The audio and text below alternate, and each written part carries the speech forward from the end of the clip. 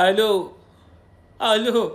അതെ, ദുബായിൽ കുറേ എണ്ണങ്ങൾ ഇരുന്നിട്ട് ലൈവിലിരുന്ന് ഇങ്ങനെ കുത്തിയിരുന്ന് ഇങ്ങനെ തെണ്ടിയിരുന്നില്ലേ? ആ തെണ്ടുന്നവർക്ക് ഗിഫ്റ്റായിട്ട് അടിച്ചിരുന്നില്ലേ കുറേ ആൾക്കാർ?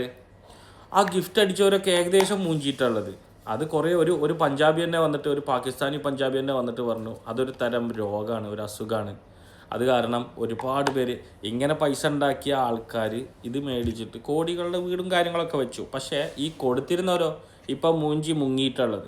അതുപോലെ തന്നെ ഖത്തറിന്നും ഒരുത്തം മുങ്ങിയിട്ടുണ്ട്. ആ മുങ്ങിയത് അറിയുന്നവരിട്ടോ. അറിയുന്നവൻ ഏറ്റവും വലിയ ഒരുത്തൻ ദുബായിലുള്ള നാറിയ പരനാറി എന്ന് പറയണ്ടോ. അവനിക്കാണ് അവൻ്റെ മെയിൻ ഗിഫ്റ്റർ എന്ന്. കാരണം ഉമ്മാക്ക് വലിയ താലി മേടിച്ചു കൊടുത്തു, ഉമ്മാക്ക് താലിമാല മേടിച്ചു കൊടുത്തു. എന്നിട്ട് എൻ്റെ ഉമ്മാനോട് ചോദിച്ചു, സന്തോഷമായില്ലേ?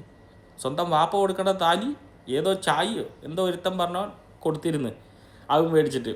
ഇപ്പം ചായ എവിടെ? ചായ മുംബൈയിലോ എവിടെ ഉണ്ടെന്ന് പറയുന്നത് കേട്ടിരുന്നു. ഇവിടുന്ന് മുങ്ങിയെന്നാണ് പറയുന്നത് കേട്ട്.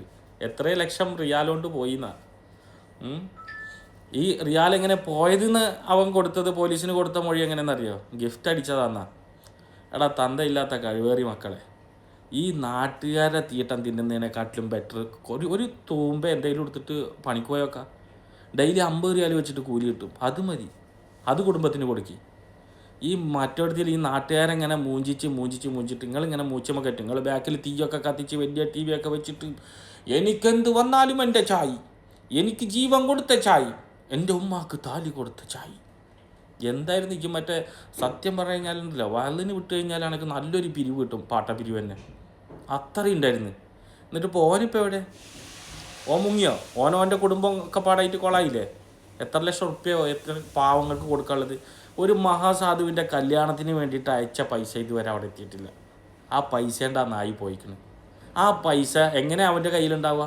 അത് എൻ്റെ പേരയിലെത്തി ചുമ്മാരിക്കും പാപ്പാരിക്കൊക്കെ വലിയ താലിയും മറ്റെന്താണ് അരഞ്ഞാനൊക്കെ ഉണ്ടാക്കി കൊടുത്തിട്ടുണ്ട്. ഒരു മുത്തും കൂടി ഉണ്ടാക്കി കൊടുക്ക്. ഏതായാലും അവിടെ ഇങ്ങനെ കടന്ന് ആടട്ടെ. നാണമുണ്ടോ അവിടെ കഴിവേറികളെ?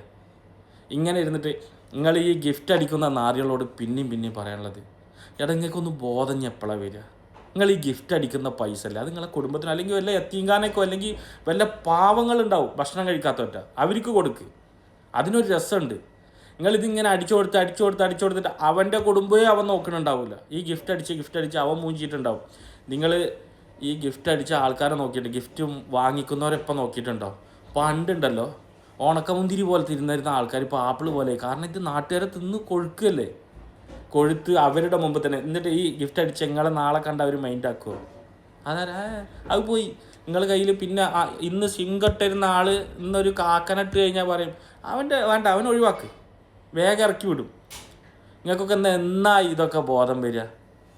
വലിയ ഡിഫൻഡർ മേടിച്ച് നടക്കും, ഓടി കാർ മേടിക്കും, ബോക്സ് വേഗം മേടിക്കും, മിനി കൂപ്പർ മേടിക്കും. ആ 4 തൂണ് ഓരോ പാവങ്ങളുടെ അധ്വാനമാണ്. ഒരു പൊട്ടൻ ചെക്കൻ ഉണ്ടായിരുന്നു. ആ ചെക്കൻ ഇതിൻ്റെ പിന്നാലെ കുത്തിയിട്ട് അവൻ്റെ പെണ്ണ് വരെ കല്യാണം ഉറപ്പിച്ചെന്ന അടുത്ത ആഴ്ച കല്യാണമാണ്, അത് പോയി. എന്നിട്ട് അവൻ കരഞ്ഞുകൊണ്ട് നടന്നിട്ടുണ്ട്. 1 മാസം ലൈവിലിരുന്ന് കരഞ്ഞിരുന്നു.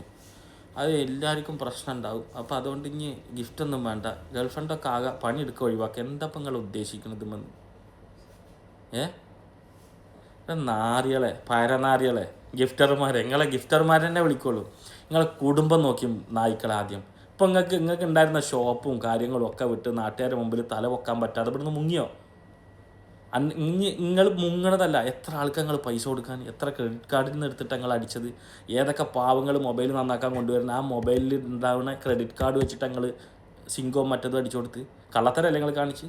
ആ മേടിച്ച് നക്കുന്ന നാറി, മരനാറി, തീട്ടം പോയി തിന്നല്ലേ നായി കണക്ക് നല്ലത്. അങ്ങനെ തന്നെ എടുത്ത് തൂറുക, എന്നിട്ട് അത് വാരിയെടുത്ത് തിന്നുക. അതല്ല ഏറ്റവും ബെറ്റർ. നാണല്ലാത്ത കൈതളെ. അപ്പം അവൻ പോയി കിടക്കുന്നുണ്ട്. ഇനി അവൻ എന്താ ഉണ്ടാവുക? ഈ മേടിച്ചോന് ഇതെന്തായാലും ഒരു ദിവസം അവനെ കൊടുക്കും, എല്ല് വള്ളാക്കൂലേ ഓരോ. നിന്നിട്ട് ഇങ്ങനെ ചുമച്ചിരിക്കേണ്ട അവസ്ഥയാവില്ലേ? ഇവനെന്താ, ഇവൻ എൻജോയ് ചെയ്തിട്ട് നെപ്പോളിയൻ്റെ മറ്റേതോ എന്താ അടിച്ചിട്ട് സൂപ്പറായിട്ട് സിഗരറ്റ് വലിച്ചിട്ട് ചായയുടെ മാല നിങ്ങൾക്ക് അണ്ടി ആയിക്കൾ, നാണല്ലാത്ത കൈതകൾ. അപ്പോൾ ഏകദേശം മൂഞ്ചിയിട്ടുണ്ട് ഗിഫ്റ്റർമാർ. അപ്പോൾ ജാഗ്രത. ആ 1.5 കോടി വെച്ചത് ഓള് കടല്ലാതെയാണ് 1.5 കോടിയുടെ വീട് വെച്ച്. അതിനും വേണം. നമുക്കും ഉണ്ട് ഒരു 300 ഗ്രാമിൻ്റെ സാധനം, വെറുതെ ഒരു ഉപയോഗമില്ലാതെ. ഇതൊക്കെ മുറിച്ചിട്ട് നാളെ എന്തെങ്കിലും ആക്കിയിട്ട് നടക്കുക നല്ലത്. കുട്ടിക്കൂറയുടെ പൗഡറും മേടിക്കണം, ഒരു ലിപ്സ്റ്റിക്കും മേടിക്കണം, അത് നല്ലത്. ഇനി പിന്നെ ഈ ബലൂണിൽ വെള്ളം നിറച്ചിട്ട് വെച്ചാലും മതി. ഇവർക്ക് സുഖമല്ലേ വേണ്ടുള്ളൂ. ഇതിപ്പോൾ തുറന്ന് കാണിച്ചു കൊടുക്കാൻ വേണ്ടല്ലോ, ഇതിങ്ങനെ ഇട്ട് കുലുക്കി കൊടുത്താൽ മതിയല്ലോ അല്ലേ? വേറെ കഴിവേറിയാൾ നായിക്കാട്ടങ്ങളങ്ങൾ. നിങ്ങൾ ഏത് ഭാഗത്തുനിന്ന് കഴിയാലും നന്നാവൂല. ശാപങ്ങൾ.